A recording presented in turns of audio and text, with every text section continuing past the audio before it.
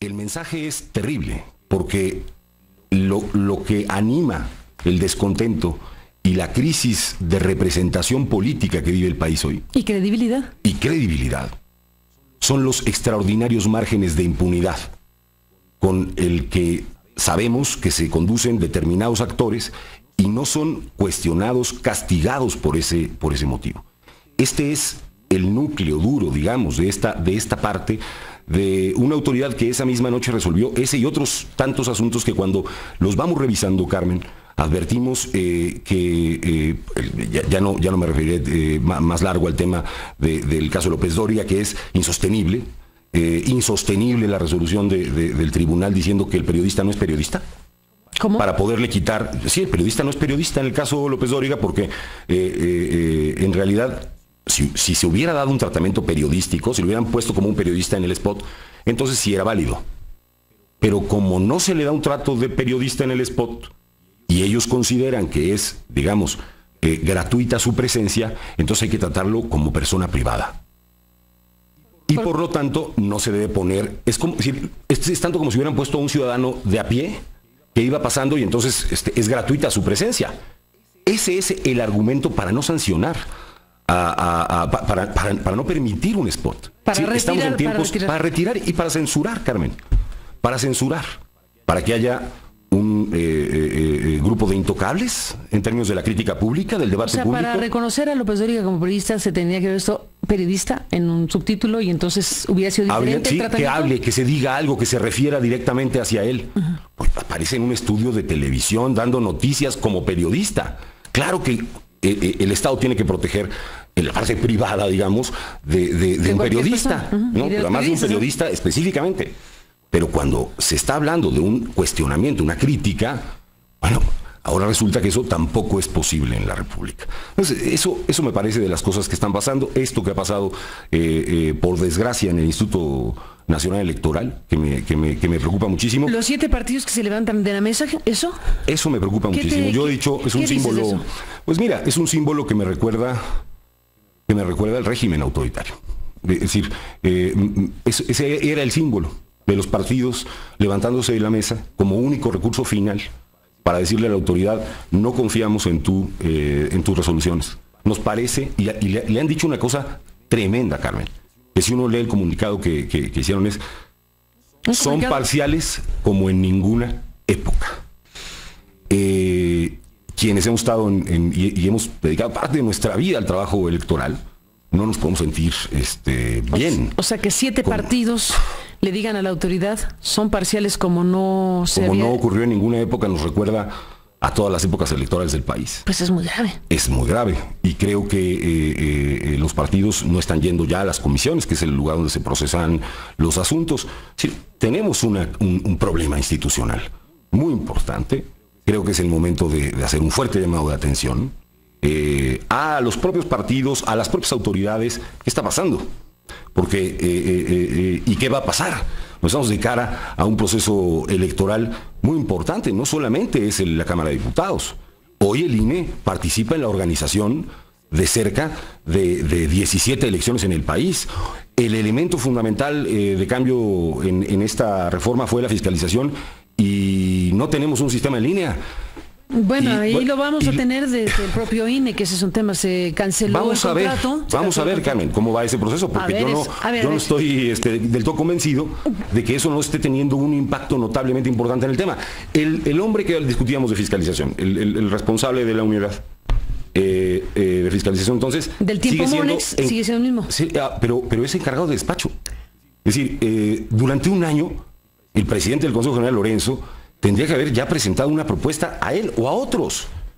Y tienen un encargado de despacho cuando ya inició la fiscalización, cuando no hay un sistema en línea. Creo que es momento de parar la máquina por un instante y decir: ¿qué hemos hecho bien? ¿Qué hemos hecho mal? Vamos a rectificar lo que hayamos hecho mal y recompongamos el asunto, porque el símbolo del levantamiento no puede ser permanente de los 7, de la oposición, no puede ser la trama del proceso electoral, Carmen. Sería otro elemento para hablar otra vez de procesos de regresión autoritaria, en el país. Eso combinado con partidos que impunemente, como es el caso del Partido Verde, otra vez van desbalanceando la contienda electoral, con miles y miles de impactos que no son atendidos por una comisión de quejas prácticamente secuestrada dentro de la institución. Llegó la hora de decir qué es lo que está pasando en el país. O tendremos dentro de 2 años otra exoneración como ya ocurrió ya sabemos lo que va a hacer el Partido Verde, pues si lo hizo en 2009. ¿Y en qué se resolvió? En otra madrugada de exoneración del Tribunal Electoral. Es momento de decir las cosas como están pasando, como son, y creo que debiera preocuparnos mucho a la ciudadanía, mucho a los partidos políticos y a todos quienes estamos interesados en, yo no diría consolidar, eso ya son palabras mayores, de dar pasitos democráticos que no sean tan endebles o tan fácil, tan arenosos, digamos, ¿no?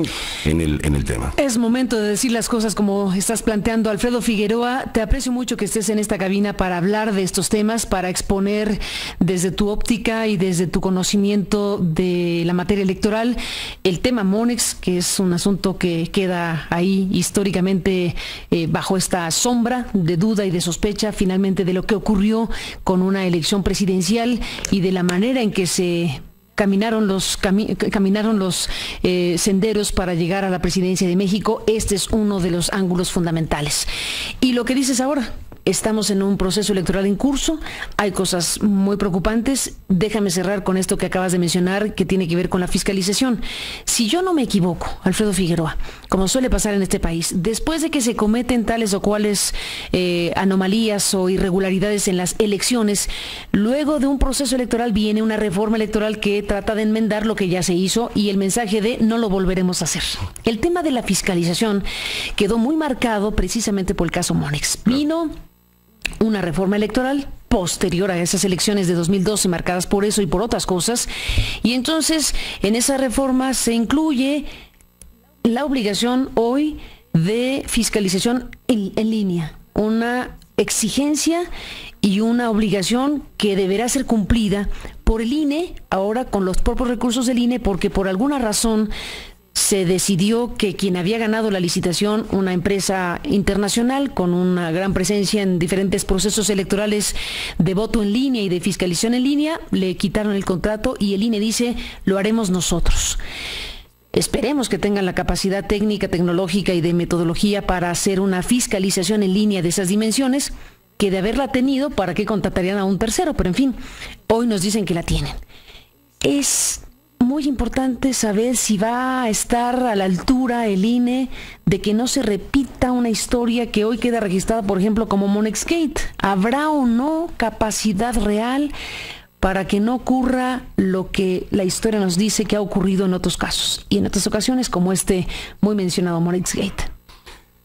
Esperemos que exista esa capacidad, Carmen, pero hay un elemento que me preocupa muchísimo. Tenemos a legisladores y a legisladoras del Partido Verde desde hace meses gastando tiempo en radio y televisión promoviendo un partido político. Meses. Posicionando, y se refleja en las encuestas. Cientos de miles de spots. Cientos de miles.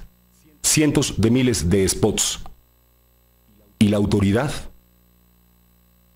que tendría que estar haciendo un análisis de fondo de una circunstancia de este tipo, no es tolerable en la democracia que se rompan así las reglas. Los ha amonestado.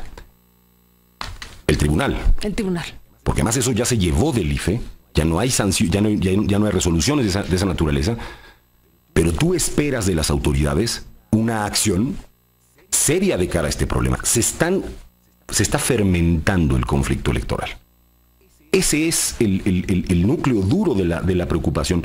Independientemente de que tengamos el sistema en línea, hay prácticas que se están sucediendo frente a las que la autoridad no solo debe pronunciarse, debe actuar para modificar el estado de cosas que existen. Porque entonces estamos ya preparando la discusión de junio, Carmen. Van a llegar los partidos a decir, espérenme, si la equidad se rompió en septiembre del año pasado. Esta historia ya la vimos. Ya la vimos, Carmen. Y ya sabemos qué pasa. Ya sabemos qué es lo que ocurre. Entonces, este es el elemento, no le sirve al país, ni a la República, ni incluso a quienes, a ganadores y perdedores, más allá de las oposiciones, por supuesto, y mucho menos a este gobierno, que tengamos además de todo lo que ya tenemos, ahora a 7 partidos parados de la mesa del Consejo General y un conflicto postelectoral en puerta. Anticipable totalmente.